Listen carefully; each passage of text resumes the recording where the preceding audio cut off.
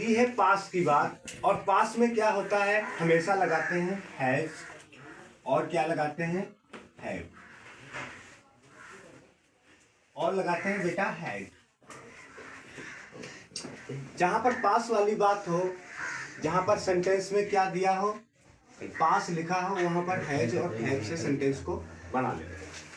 अब देखिए ये हम क्या करते हैं, जैसे एक लिखा है कि मेरे पास एक रेडियो है, तो क्या करेंगे, I have a radio, I have a radio, इस तरीके से इसको बनाते हैं। अब लिखा है कि सीता के 2 बेटे हैं, इसका मतलब हुआ कि सीता के पास 2 बेटे हैं। सीता के 2 बेटे हैं तो सीता हैज 2 सन्स। बात समझ रहे हो बेटा? अब देखना, राम के 4 भाई नहीं है, नहीं है। देखना नहीं के लिए हम सेंटेंस को कैसे बनाते हैं, देखना राम क्या करेंगे, डज नॉट हैव। कितने भाई नहीं है, राम 4 भाई नहीं है, Ram does not have 4 brothers. जहां पर निगेटिव की बात हो, सेंटेंस नकारात्मक हो, निगेटिव हो, तो वहां पर कैसे बनाते हैं, डज नॉट हैव। क्या करते हैं हम, डज नॉट हैव, और चूंकि सिंगुलर पर्सन के साथ क्या आता है जाता है, और जब हम डज नॉट का यूज करते हैं तो डज नॉट के साथ जो हैज है वो हैव में बदल जाता है। बात समझ रहे हैं?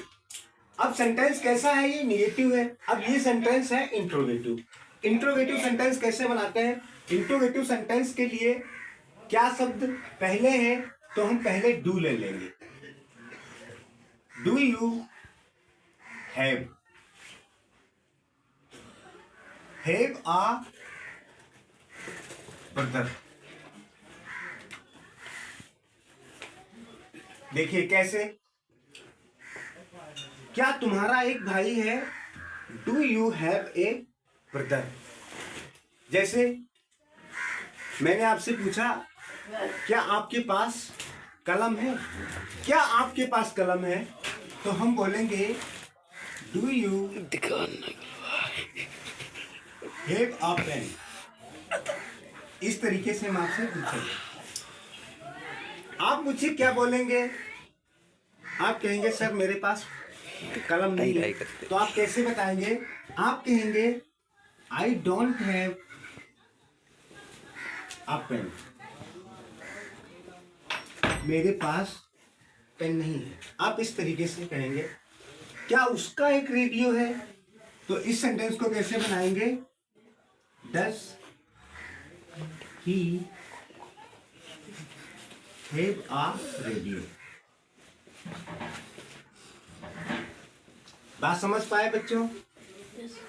ठीक है, बात समझ में आई है? और जब क्या शब्द के लिए हम हेल्पिंग वर्ब डू डस पहले लेते हैं, तो हैज का किस में बदल जाता है, हैव में बदल जाता है।